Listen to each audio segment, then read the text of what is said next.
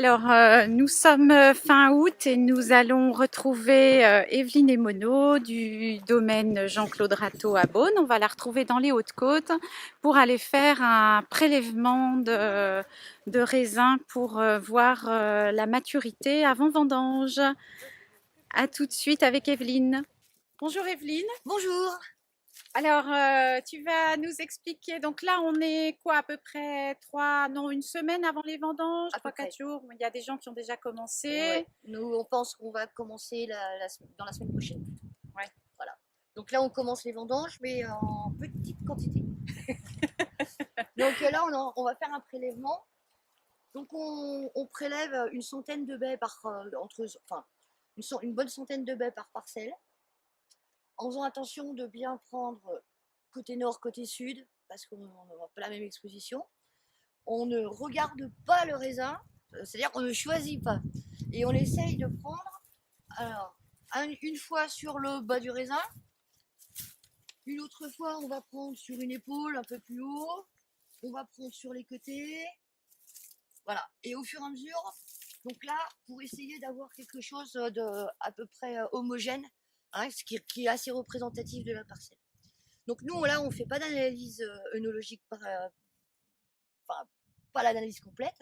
Nous, ce qui va nous intéresser, c'est de voir l'évolution de la parcelle par rapport à la semaine dernière, voir combien de degrés elle a pris en fonction de la météo de la semaine d'avant, voir quel degré potentiel on a aujourd'hui et à quel moment, justement, on va définir la date de vendange idéale pour avoir la maturité idéale.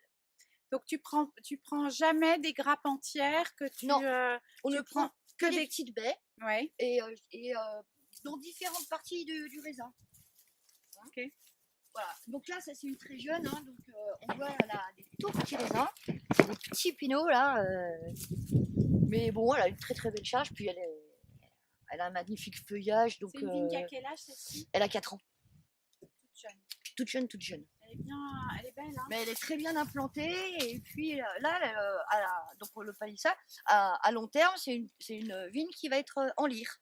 Ouais. Hein, donc avec les deux pans de feuillage de chaque côté. Donc, pas de rognage. Alors, léger. Là, pour le moment, on a fait un tout petit rognage parce qu'elle était vraiment d'une très très grande vigueur. Et comme tu peux voir derrière, ça c'est le principe de la lyre. La lyre, elle va avoir un port retombant. C'est pour ça que ça s'appelle les lyres.